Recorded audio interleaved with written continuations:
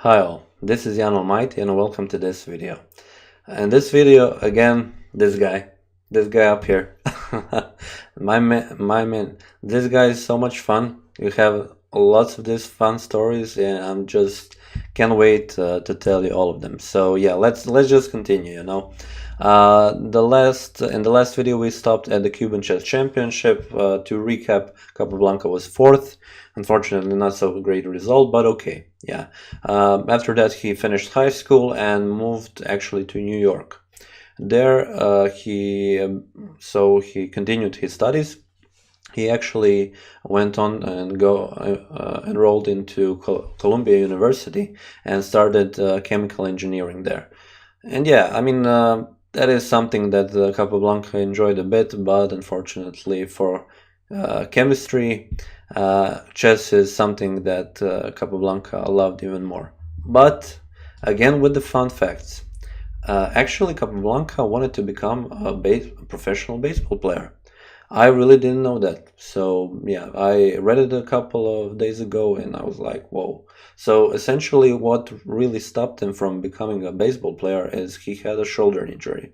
And it really makes you think like, okay, so if he didn't like swung the bat or something, I don't know how he got the injury, but essentially if he did something differently and didn't get the injury, maybe today we would be not looking at his games from Marshall, his games his games with Marshall, with Frank Marshall, with Lasker, his beauties from simultaneous exhibitions he held. So a lot of things could have changed. Yeah, a whole chess history. If only he, maybe, I don't know. Yeah, I just wanted to throw it out there.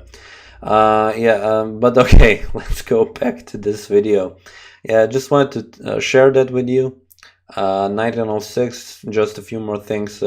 He actually went to the Manhattan Chess Club a lot at that time. There he played with a lot of strong players because Manhattan Chess Club was a pretty famous club in those days. There are a lot of strong players then. Actually, there at one point there was a rapid chess tournament held where he played and won it in 1906, and actually Emanuel Lasker, who was the current world champion at that time, participated in that tournament. So again, a big win for Capablanca. But I want to stress out one thing before I start with the game. The thing is, there are a lot of these fun stories, as I've said, about Capablanca, but then again, you cannot find the games. So I urge you, if you know about, or you've seen, maybe I'm just lazy or I'm just, I don't know, too stupid to find some games about Capablanca when he was younger. But if you have some, please do share. Sharing is caring. So share the games. I would be glad to analyze them and yeah, tell you the story through the games of José Raúl Capablanca. I would really want to see some games that he played on that rap tournament where Lasker also played. Maybe if they played together. Yeah, that would be great. But okay, let's move on to this game. Here he plays against Robert Raubitschek. So Robert is a decent player also from the club. It was a casual game mentioned in a few sources, so yeah, I wanted to cover it because, again, as you could assume, Capablanca did something in the game. And yeah, just wait for it and you will see it. Okay, so let's start. E4, E5. Yeah, the standard thing for Capablanca.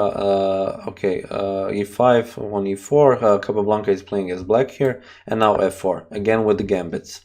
King's gambit in this case, and now he takes on E4. Capablanca is not afraid. Yeah, he just plays knight to F3 and G5. So pretty similar to the game that I covered a couple of videos ago with Corso, where actually there was a Vienna gambit, so knights were on C3 and C6. But here, okay, we have this position and now bishop to C4 and bishop to G7. If you remember, I mentioned that this is a good idea to play bishop here because he is on the strong diagonal. Now H4, and now you can play H6 because bishop is here, and H takes, rook takes. This is a pretty good position for black. So okay, this is something that you can go for, but okay, Raubitschek didn't take on g5 in this game. He played d4, expand on the center, keep the tension on the side and expand in the center. Yeah, that is a good way to go.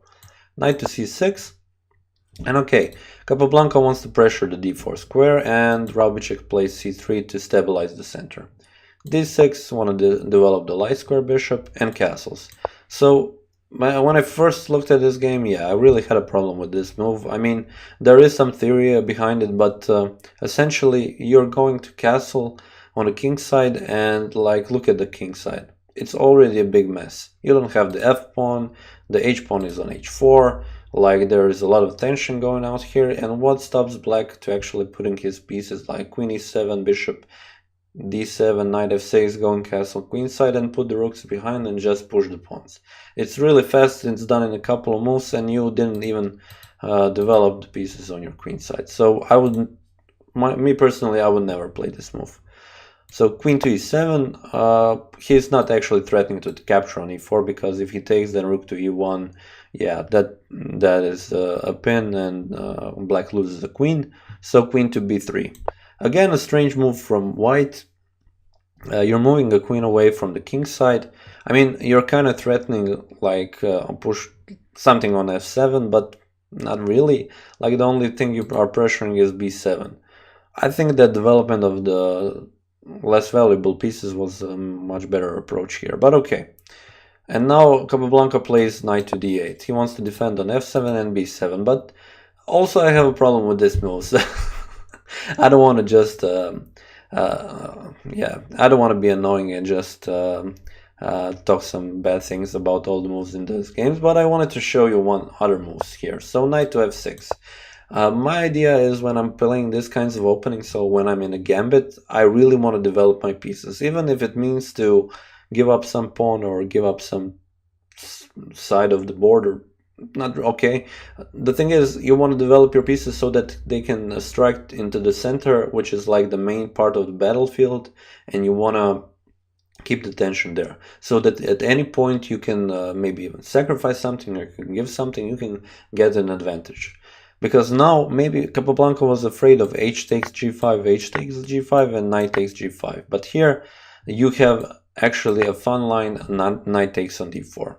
Okay, now, so you can just take c takes on d4. If bishop takes on f7, the king just moves, and okay, you still have a problem for this knight, because he is on d4 and he is attacking the queen. So c takes d4, and now knight takes e4. Not sacrificing this knight, so this knight was sacrificed on d4. This one is protected by the queen, but and there isn't any knight takes e4 and rook e1, because now the queen is on b3, and yeah, you cannot do that easily. But the main threat I wanted to show you here is actually bishop takes on d4 here, because this king, as I've said, is on the king side, which is wide open, as you could see just in a few moves. And now what can white do? He can, for example, if he takes on e4, then we take bishop takes d4, and now probably the best move is to play knight f2, but now queen h4, and as you can see, black is much better here. So he is not so good with the material, but okay, he is good. So now after maybe some rook e1, king f8, white even has to play rook to e3. And now bishop e3, f takes e3, and now if the queen takes, yeah, then this one is hanging, yeah, and even maybe even you can take with the pawn. So first take with the pawn, so if the bishop takes, now it's an even bigger threat.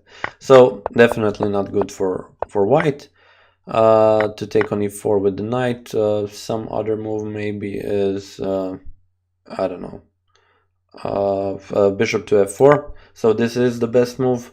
So, but now also bishop takes on d4, bishop takes on e3, bishop plays on e3 to defend the king, bishop takes, queen takes, and now knight to g5. Because of a lot of threats, it is best to take the queen, king takes on e7, and now, as you can see, in the end, Capablanca has 2 pawns more. And he is in a much better position. Development wise, they are the same, but bishop to e6 solves any problem for Capablanca. In the next move, the king is safe and you just go forwards. But okay, let's move back. So instead of knight to f6, Capablanca played knight to d8, which is an okay move. It's a natural move. You want to defend, but then again, yeah, you have to be careful. But now Raubitschek has another idea. So he takes on g5, h takes g5, and now queen to b5 check. You don't want to play king to f8, so you defend bishop to d7 because now knight is covering b7 square. And now queen to g5. He wanted to take this pawn and also the f4 pawn in the next move. You don't want to exchange queens, definitely, because now the g file is also open and you want to use it somewhere later in the game to actually attack the king. Bishop to f6, the best move, and now queen to f4. Okay, and now knight to e6. Back from defending position to attacking position. Bishop takes, and now e5.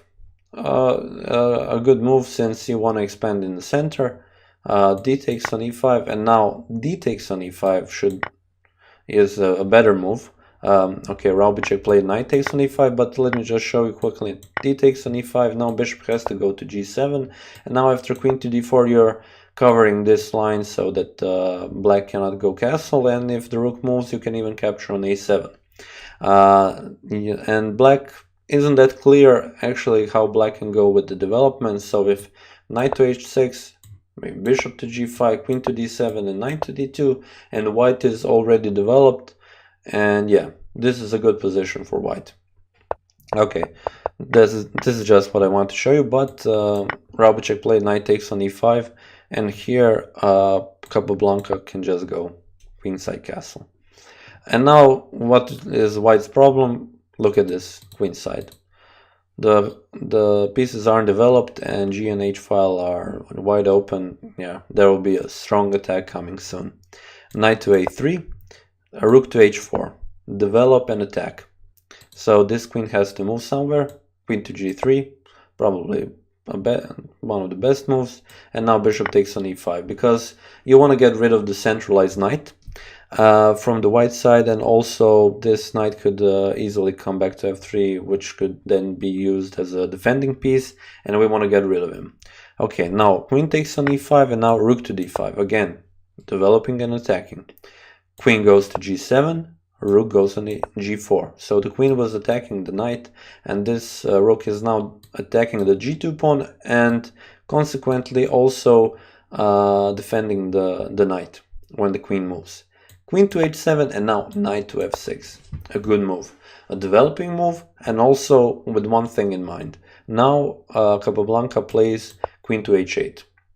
At first you may be scared because essentially Capablanca was given a check, and Raubitschek is threatening to take this knight because it is also attacked by the rook, and the queen is the only piece that is defending it. So rook to d8, and now queen takes on f6.